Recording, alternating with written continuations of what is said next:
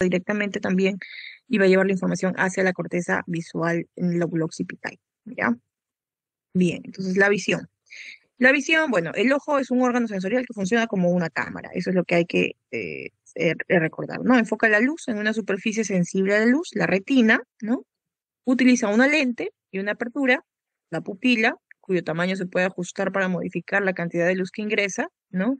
Y la visión es el proceso mediante el cual la luz reflejada por los objetos de nuestro entorno se traducen en una imagen mental, ¿ya? Entonces la luz ingresa al ojo, la lente enfoca, ¿no? La luz a la retina, los fotorreceptores de la retina traducen la energía luminosa en una señal eléctrica, las vías nerviosas de la retina hacia el encéfalo procesan estas señales eléctricas en imágenes visuales, ¿ya? Entonces, esta es la anatomía externa, ¿ya? Para dar un breve recordaris, ¿no? Tenemos aquí, sobre todo, que tenemos que identificar la pupila, ¿no? ¿Ya? Que no solo me va a servir para evaluar visión, chicos, agudeza visual, sino también para evaluar, por ejemplo, pacientes que llegan con trastorno del sensorio o en coma. Una de las funciones que nos va a dar mucha alerta es la pupila, si se dilata o si hay una contracción, ¿ya? Midriasis o si está miótico, ¿ya? La pupila me sirve para eso también. Pero bueno, eso lo vamos a ver, de repente lo van a ver más adelante. Ahorita nuestra función es visión, ¿ya? Entonces, ¿dónde lo identificamos? En esta parte, ¿no? Media, ¿ya? Tenemos acá la esclera, tenemos el iris, ¿no? Y los párpados, ¿no? Superior e inferior. Ya, esta es la parte externa. Tenemos la glándula lacrimal, ¿no? A este nivel. Los músculos oculomotores, ¿no? ¿Ya? Y el conducto lacrimonasal, que va a drenar las lágrimas tanto por el interior de la cavidad nasal, ¿no? Por eso es que hay también secreción nasal cuando uno llora, ¿ya? Ujú. Bien, entonces tenemos la órbita, los músculos oculares extrínsecos controlados por los pares craneales oculomotores, 3, 4 y 6, los párpados y el aparato lagrimal, ¿no? Junto con sus glándulas y conductos, ¿ya? Estos van a estar inervados por el séptimo y el parasimpático. Bien, en cuanto a la anatomía interna, ¿no? Es una esfera hueca dividida en dos cámaras, ¿no? Dividida por el cristalino, ¿ya? Em, Acá tenemos una vista sagital, ¿ya? En donde se le ha partido la mitad para poder observar estas estructuras, estas cámaras huecas, ¿no? Llenas de líquido también, ¿ya? Tenemos hacia adelante lo que corresponde, miren, esta abertura de la pupila, ¿no? Y mucho más adelante la córnea, ¿no? Acá el humor acuoso, ¿ya?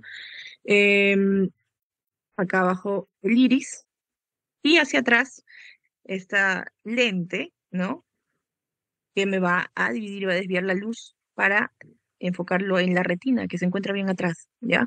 La retina es la que básicamente está en contacto con el nervio óptico, porque va a llevar la información y la va a traducir en una señal de impulso eléctrico, ¿ya? Y esta es la cámara posterior vitreal, ¿no? ¿Ya? La retina tanto a este nivel como a todo nivel, ¿no? Pero en la parte posterior basal, ¿ya? Esta es la retina, la cámara está como una banda, ¿no? De fotorreceptores, ¿ya? La esclera por debajo, también, ya circulando y reforzando todo esto. Eh, Vasos y arterias y venas centrales de la retina y el nervio óptico, ¿no? ¿Ya? Bien, la córnea, vamos a describir uno por uno, ¿ya? La córnea es un disco transparente que continúa con la esclerótica, ¿ya? La esclera tenemos acá y la córnea hacia adelante. El cristalino está suspendido, ¿sí? Por ligamentos que se denominan zónulas, ¿ya? Acá tenemos al cristalino suspendido por esos ligamentos, ¿no? El humor acuoso es el líquido hipoproteico semejante al plasma secretado por el epitelio ciliar, ¿ya? Humor acuoso hacia adelante. Y el humor vítreo hacia atrás, que es una matriz gelatinosa transparente que da forma al ojo. La esclerótica es tejido conectivo y la pupila es la apertura del iris, ¿ok? Que va a modular la cantidad de luz que va a ingresar al ojo, ¿no? ¿Ya? El disco óptico o la papila va a originar el nervio óptico, que va a estar acá. Disco óptico, ¿ya? O punto ciego, es la región donde el nervio óptico y los vasos sanguíneos salen del ojo, ¿no? Para ingresar al cerebro, ¿ya? Y finalmente la folla, que está aquí central, que está lateral dentro de la mácula, ¿ya? Donde va a dar la región donde se va a ver la mayor agudeza visual. Ya, este cuadrito resumen, ¿no? De la esclerótica, de la córnea, de la túnica vascular, la uvea, coroides, cuerpo ciliar, iris, túnica interna y la retina. Se lo dejo para que ustedes puedan repasarlo ya con más detalle, ¿ya? De aquí no se olviden, chicos, que la retina es la porción principal de la túnica interna. Aquí tenemos nuestras neuronas, nuestros fotorreceptores, ¿no? Los bastones y los conos, ¿no? Y neuronas bipolares y neuronas, que me van a llevar la información y me va a transmitir los impulsos. Ya, en cuanto al reflejo pupilar, como ustedes han visto anteriormente, eh, y como hemos mencionado, la pupila va a regular la cantidad de luz que va a llegar al ojo, ¿no? Y esto va a permitir tanto que sea grande la pupila, ¿no? O como que disminuya ese espacio, ¿ya? De esta forma me regula la luz que ingresa hacia el ojo, ¿no? ¿Ya? Entonces la constricción de las pupilas se produce por contracción de músculos circulares, ¿ya? Con una luz tenue, como ustedes pueden ver acá, ¿ya? La constricción de estas pupilas eh, va a permitir que sea grande el espacio, llegue más luz, porque hay poca luz, ¿no? Es una luz tenue, entonces necesito ver mejor, necesito que llegue más luz, porque el ambiente tiene poca luz, ¿no? De incompatibilidad, digamos, pero no, así sucede, por eso en oscuridad ustedes van a ver probablemente sus gatos, ¿no? Que tienen los ojitos ya, que se puede diferenciar bien la pupila del iris, y van a ver cómo aumenta, ¿no? El tamaño de su pupila, para que puedan ver mejor, que pueden ver mejor en oscuridad, ¿ya? Igual en nosotros, ¿ya? Solo que probablemente por el color del iris no puedan ustedes de repente ver tan claro, ¿no? A excepto de las personas que tienen ojos verdes o azules, ¿no? Que sí se nota más la diferencia, ¿ya? Entonces, pero eso se va a dar por ya sea la contracción de músculos circulares dentro del iris, y la dilatación se va a dar por la contracción de los músculos radiales. Entonces aquí hay que recordar dos músculos, ¿no? Luz normal, aquí tenemos al ojito, tenemos, miren, dos capas de músculos que van a controlar tanto la apertura como el cierre de esta pupila, ¿ya? Hacia aquí, más interno, tenemos las fibras de músculo del iris con disposición circular, ¿ya? Dice, si se contraen estos músculos circulares, eh, ¿qué me va a producir? El cierre, ¿no? Se cierra, porque se contrae, se disminuye el espacio. Pero hacia afuera tenemos la disposición de las fibras con disposición radial, ¿lo ven? ¿No? Como los rayos de una bicicleta, ¿ya? Por su radial. Si se contrae esto, ¿qué pasa? Se agranda, ¿no? Entonces, por eso dice que la constricción de las pupilas, constricción, ya se produce por la contracción de los músculos circulares, mientras que la dilatación se produce por contracción de los músculos radiales. Si se contrae, disminuye el tamaño y ¿qué va a pasar? Aumenta, ¿no? ¿Ya? Entonces, a eso se denomina a la contracción de la pupila miótica y a la dilatación midriática, ¿ya? Midriasis. La constricción de las pupilas depende de la estimulación parasimpática por medio del nervio motor ocular común, tercer par craneal, y la dilatación del estímulo simpático. Y eso ustedes pueden recordar, ¿no? Cuando hay algo que me asusta, probablemente qué pasa con mi ojo, se dilata, ¿no? O cuando me sorprende, se activa el simpático y hay vasodilatación. Entonces, ¿qué quiere decir? Que la estimulación simpática va a estar relacionada con la contracción de los músculos radiales, ¿ya? Y el parasimpático, a través del tercer par motor ocular común, la contracción de qué músculo, del músculo con disposición circular. Ya, eso en cuanto a la función de la pupila, ¿ya? Y a ese reflejo. En cuanto a la refracción, la luz que pasa de un medio con una densidad dada hacia otro medio que tiene densidad diferente se refracta o se desvía, ¿no? Y eso es lo que sucede aquí, ¿ya? La curvatura de la córnea es constante, pero la curvatura del cristalino puede variar. ¿Ya? Esto es la córnea cristalina. De este modo, las propiedades refractivas del cristalino pueden proporcionar control fino para enfocar luz sobre la retina, ¿ya? Entonces, obviamente nuestra córnea no va a variar, pero el cristalino sí puede acomodarse, ¿ya? Para enfocar mejor a distancia o de cerca, ¿no? ¿Ya? Eso me permite el cristalino. Como resultado de la refracción de la luz, la imagen que se forma en la retina es de arriba abajo y de derecha a izquierda, ¿ya? Miren, va a haber una imagen, digamos, al revés de lo que se ve hacia afuera, ¿no? Pero una vez que llega la información al cerebro, vuelve a su forma eh, normal, digamos, ¿no? Ya vuelve hasta la imagen que se ve realmente. Entonces, la refracción de luz, ¿qué hace? Hace que la imagen se invierta. Ocurre el mayor grado de la interfaz entre el aire y la córnea. Sin embargo, los cambios de la curvatura del cristalino proporcionan los ajustes de enfoque finos requeridos. Y eso se llama acomodación, ¿no? La capacidad de los ojos para mantener la imagen enfocada en la retina a medida que la distancia entre los ojos y el objeto varía se llama acomodación. Y va a depender de la contracción del músculo ciliar, que es como un músculo esfínter que puede variar su abertura, ¿ya? La pérdida de la capacidad de acomodación con la edad se conoce como presbiopía, ¿ya? Aquí tenemos, mire, este lente, ¿ya? Lente cóncava, que dispersa cómo dispersa los rayos de luz, ¿no? Ingresan los rayos de luz paralelos, pero como es cóncava, aumenta, ¿no? Dispersa. En cambio, una lente convexa, llegan los rayos paralelos, pero los enfoca, ¿ya? Provoca convergencia, ¿ya? En un punto focal, ¿ya? La distancia focal del lente y la distancia del centro del lente hasta un punto focal. Para una visión nítida o un punto focal, precisa, ¿no? Para poder incidir en la retina y pueda ver, el cristalino se acomoda, ¿no? Ya llega entonces, miren, esta es la distancia focal que debería tener, ¿no? Llega la luz en una sola fuente de distancia y el cristalino lo enfoca a este nivel, ¿ya? Entonces, lo podemos ver aquí en el ojito, ¿no? Entonces llega la luz, ¿ya? Una lente plana, ¿no? Para una visión a distancia y llega aquí hasta el punto focal de la retina. Para objetos próximos, muy cerca, ¿no? El haz de luz no es más que paralelo. La lente en su distancia focal más o menos debería pues enfocar en la retina, pero hay patologías, ¿no? ¿Ya? En las que va a enfocar la imagen muy atrás del foco, ¿ya? De la retina. Y asimismo hay eh, para evitar que si este cristalino no cambia de forma y no haga que esta imagen se vea hacia atrás porque se va a ver borrosa, ¿qué hace? Cambia de forma, ¿no? Entonces, ¿qué hace para que pueda llegar y enfocar? Se torna convexa, ¿ya? Entonces, para mantener el objeto en foco a medida que ella se aproxima, la lente se torna más curva, ¿no? Eh, como redonda, ¿ya? Convexa. Entonces, de esa forma lo converge, converge un poco antes, ¿no? Para que llegue a la retina. De esa forma se acomoda, ¿ya?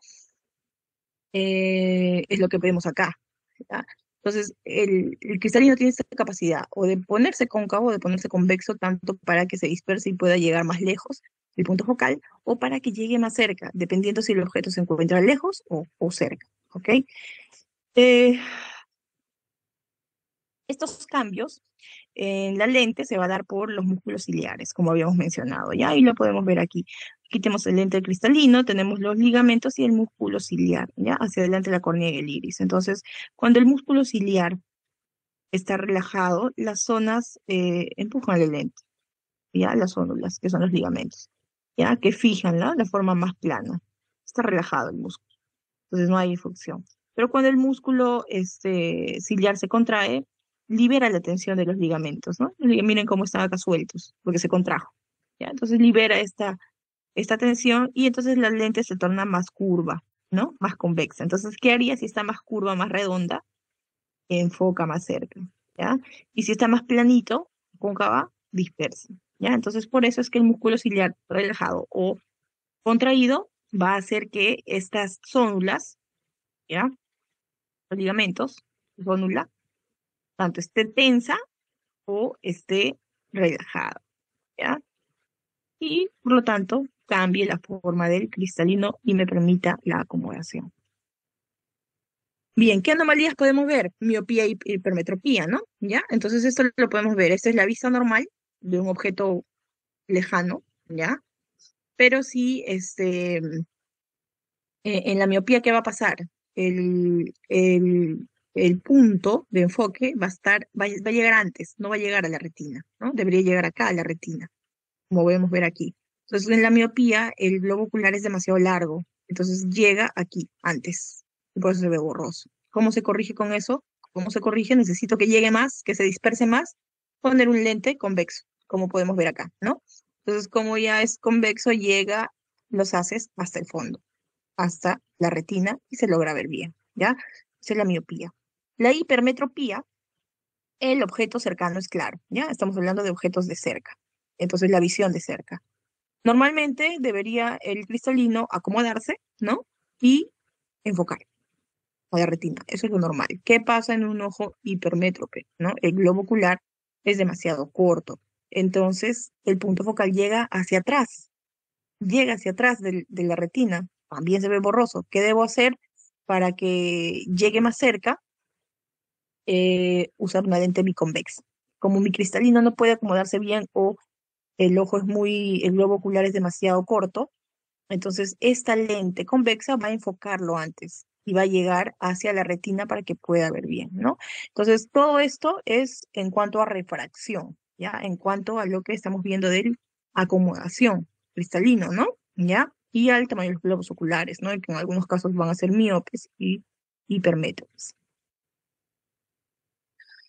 Ya, entonces hemos repasado reflejo pupilar, hemos repasado acomodación, refracción, ¿ya? ¿Hay otros reflejos? Sí, también está el reflejo consensual, ¿ya? Entonces, eso lo podemos ver aquí. ¿Cómo funciona el reflejo consensual? Cuando yo ilumino la pupila de un lado, la otra pupila también se contrae, ¿no? O se dilata, ¿ya?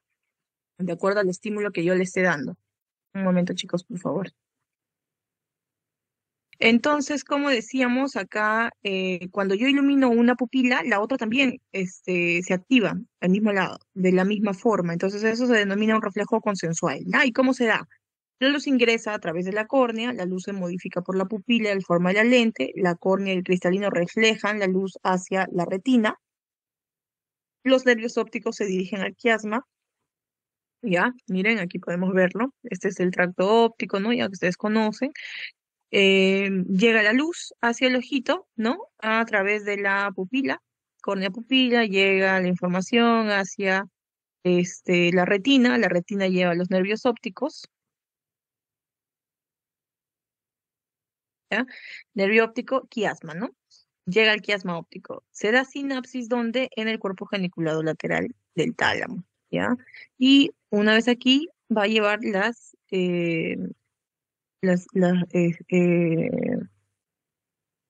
estriaciones ópticas hacia el lóbulo occipital, ¿ya?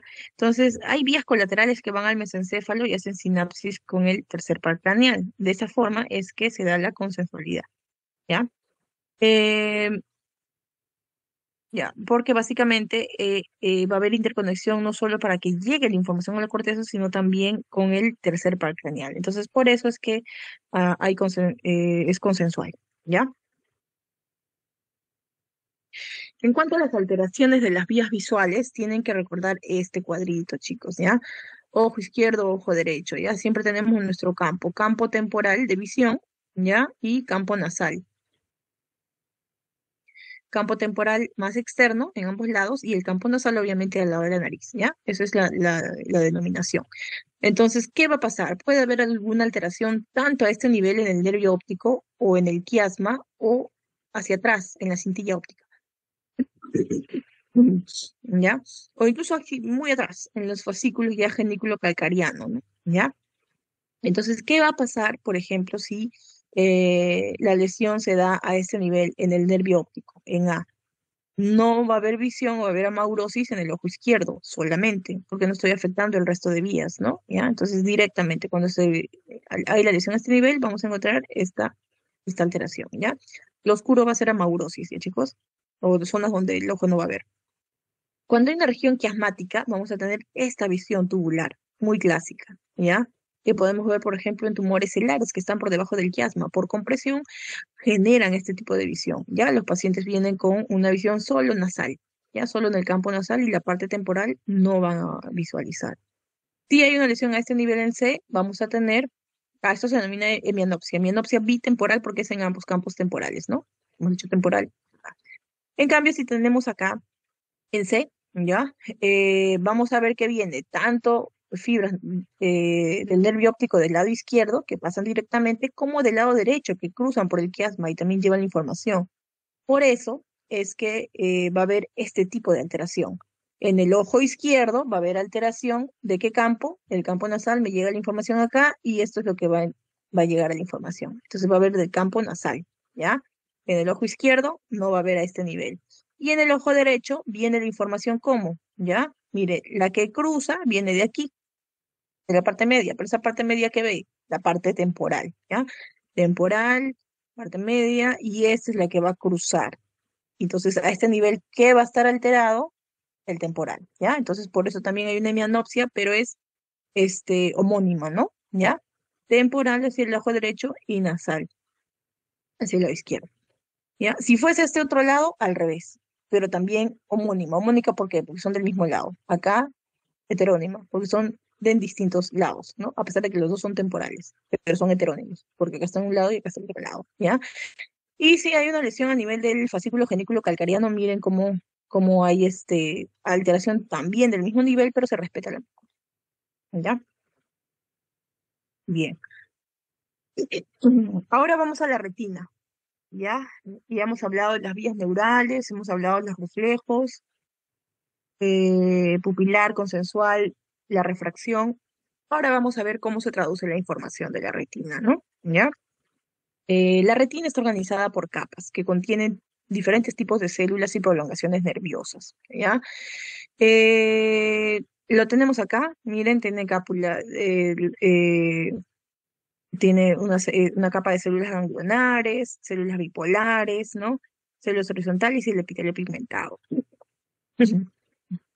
¿Ya? Los elementos nerviosos de la retina están unidos por un tipo de glía llamado células de Müller. ¿Ya? La papila carece de receptores visuales. Esta área es conocida como el punto ciego, porque por allí es donde va a ingresar, pues, nervio óptico, ¿no? Con los vasos, ¿ya? Esta es la papila. Ahí, punto ciego. El resto sí tiene tejido nervioso, ¿ya? La fobia se encuentra en el centro de la mácula, podemos ver acá, ¿ya? Carente de bastones, en ella abundan los conos, ¿ya? Contiene escasas células superpuestas y carece de vasos sanguíneos. Por ende, la fobia es el punto donde la agudeza visual es mayor. Hay 5 tipos de neuronas: fotorreceptoras, células bipolares, ganglionares, amacrinas y horizontales, ¿ya?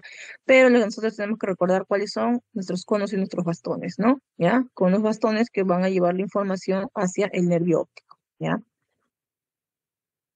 Entonces, los fotorreceptores son las neuronas que convierten la energía luminosa en señales eléctricas, ¿no? 2 tipos, conos, bastones. Los conos para las visiones de colores en el día, ¿no? Y lo podemos ver aquí en esta imagen de esta forma, ¿ya? Tenemos acá el epitelio pigmentado, ¿no? Glándulos de melamina, tenemos el pigmento oscuro del epitelio, bueno, y su correlación con esta capa, ¿no? Donde se encuentra tanto los conos como los bastones, ¿ya? Miren, esto se comunica con las células bipolares que van a llevar la información hacia el nervio óptico, ¿ya? Entonces tenemos los conos para visión de día o de colores y los bastones para visión blanco y negro y de noche, ¿ya? Los pigmentos visuales fotosensibles están unidos a los discos, ¿ya? Acá tenemos los discos, tanto en los conos como en los bastones, ¿ya? Entonces, los pigmentos visuales están unidos a los discos.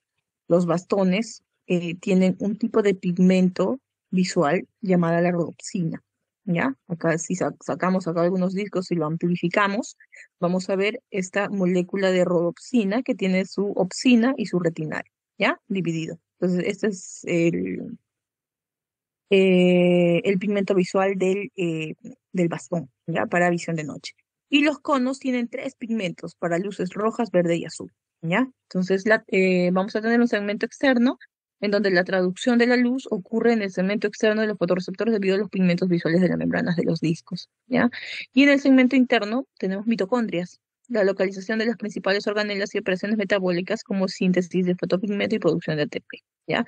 Entonces aquí en el segmento externo tenemos los discos, ¿no? Para las señales, ¿no? Fotorreceptoras, pero en la parte interna tenemos lo de sostén, ¿no? Mitocondrias, ya chicos, no se olviden.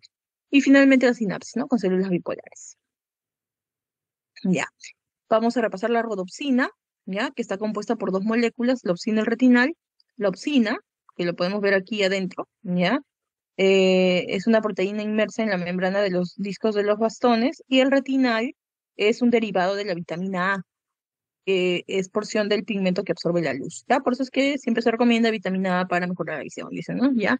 Entonces, ¿por qué lo tenemos acá? ¿Ya? En esta molécula de rodopsina que se va a encontrar en los discos de los bastones. Ya, ¿y cómo se da esa fototransducción? Ya para terminar, ya chicos, la fototransducción va a darse a través de la interacción de los distintos canales, ¿no? De sodio-potasio, como ya hemos venido viendo en los distintos órganos, los sentidos, ¿ya?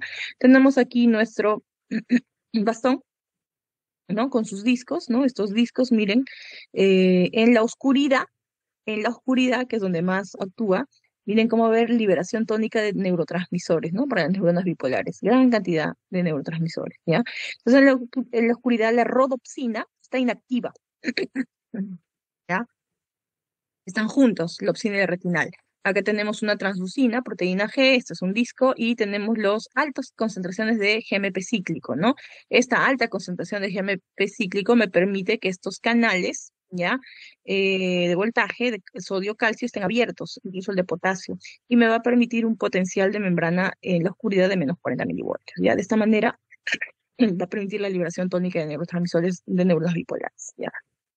Esto es cuando no hay luz. ¿Qué pasa cuando hay luz? La luz va a causar la división o la separación de esta molécula de rodopsina, ¿no? A través de la activación de del retinal, ¿ya? Entonces el retinal se activa, se separa de la opsina, se transforma en un pigmento descolorado, esto activa a la transducina, ¿no? Transducina activada, y ¿esto qué causa? Disminución del GMP cíclico. Esta disminución del GMP cíclico cierra estos canales de sodio-calcio y solo queda lo abierto los de potasio, ¿no? Salida de potasio. ¿Esto qué va a generar? Hiperpolarización de la membrana menos 70 milivoltios. Entonces, esta hiperpolarización va a hacer que la liberación de neurotransmisores disminuya proporcionalmente a la cantidad de la luz, ¿ya? Entonces, de esta manera es que la luz causa esta activación de del retinal, pero esto genera cierre de los canales, ¿no? ¿Ya? Y menor liberación de neurotransmisores. ¿Ah? Entonces, de esta manera es que funcionan estos bastones. Los bastones contienen la rodopsina, cuando es activada por la luz, esta se divide en opsina y retinal, ¿no? Esto se denomina blanqueamiento, ¿ya? Ahora, deja de haber este estímulo y el retinal nuevamente se une a su opsina y a su estado basal, ¿ok?